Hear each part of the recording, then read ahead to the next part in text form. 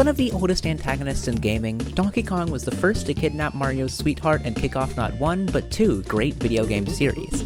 Mario's moved on to newer horizons while Donkey Kong, or technically Cranky Kong, since the DK from back then isn't the same one from today, it's a whole thing.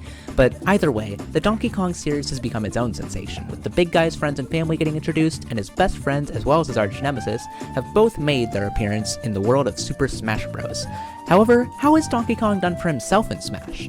Put your hands together if you want to clap as we take a look through DK's Smash history.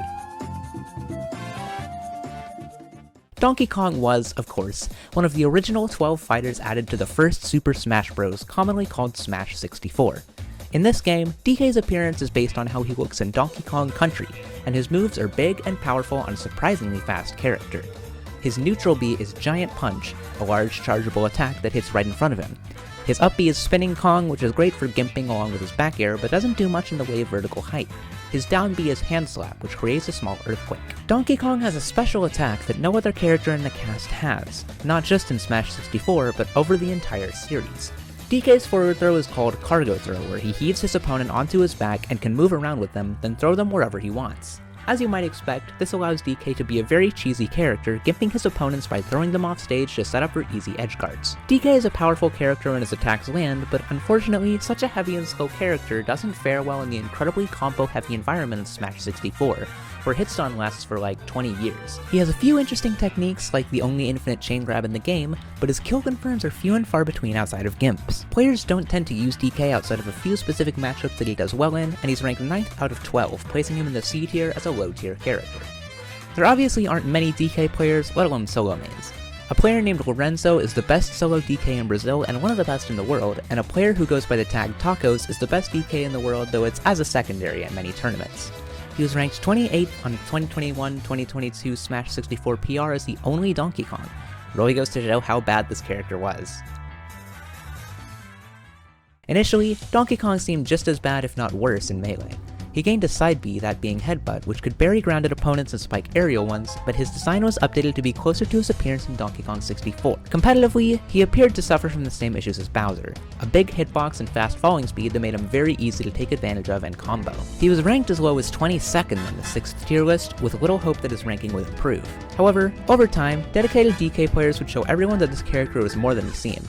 They demonstrated a surprisingly fast and powerful air game, making use of the character's 4 spikes no doubt. His dash dance was effective, especially given his great grab and punch game thanks to Cargo Throw. Thanks to these efforts, DK rose to 16th out of 26 on the 7th Melee tier list, where he remains to this day, placing him in the C- tier. 2022 and 2023 saw still more improvement from the DK player base. An upswing in tournament placements and consistency would make DK a much more respected high-level presence, throwing his current tier placement into question. Some of the most notable DK players over these years include Green Ranger and Fishit, who were some of the first to show off their character's true power, and Junebug is currently the best DK player in the world, who piloted the character to a 13th place at the Big House 11, Donkey Kong's best placement in over a decade. Also, in Melee, Donkey Kong's Giant Punch has a crotch hitbox. Not important, but funny enough to mention. In Brawl, it didn't look like Donkey Kong's great attributes were going anywhere, especially paired with the buffs he got from the addition of hitstun canceling. When the player base was more inexperienced with Brawl, Donkey Kong didn't have to deal with a lot of camping or chain grabbing and ended up ranked 10th out of 38 on the first tier list. His power and mobility, along with his great longevity, made him a force to be reckoned with. However, as the metagame developed, Donkey Kong would see falls on the tier list to 14th, then 18th. He began struggling to deal with projectiles from the likes of Falco, Snake, and Olimar, and didn't deal with chain grabbing very well, especially from King Dedede. Today, he rests at 21st out of 38 on Brawl's tier list, making a place for himself as a mid-tier. He definitely struggles at higher levels of play, but still displays great mobility, range, and endurance. Donkey Kong, a mid-tier in Brawl, doesn't have many reps, though some notable players include DK Will, the best Brawl DK in the world, DK Bill, who is DK Will's biggest fan and has good tournament placings in 2015 to 2016, and Cable. Congratulations to these players for repping Donkey Kong and keeping this character from reaching the lows that Mario did. When Smash 4 rolled around, the community wasn't optimistic at all about DK, considering him a bottom tier character right away. While he did see some buffs in the transition between games, Smash 4's faster and more powerful environment didn't seem to suit him very well. However, with update 1.1.0, DK gained an amazing tool in his cargo up throw, allowing him to perform his now famous ding-dong combo, cargo throw into up air. This, among his already good attributes, made many reconsider their stances on him. DK would rise in popularity for a while, gaining players and moving up on the tier list. He'd duke it out with Bowser up there a couple times, but eventually would rest at 22nd out of 54, cementing himself near the top of C tier as the best heavyweight in the game, and earning a spot as a high tier character.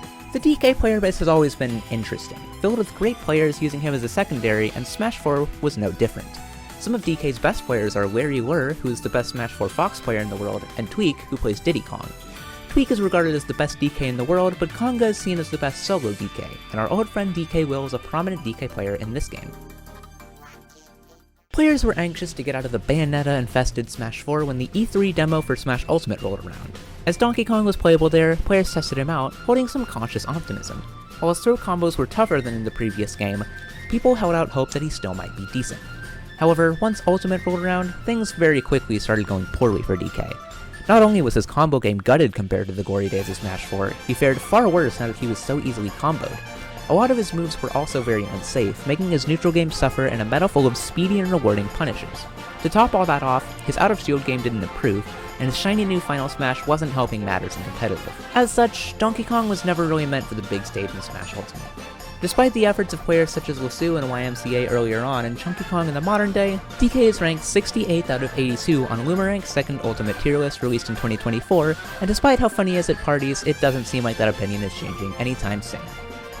Donkey Kong's always been a big body, and as the first to do it, I think he did a pretty good job of embodying the heavyweight archetype. He's big and heavy, of course, with powerful moves and usually middling movement.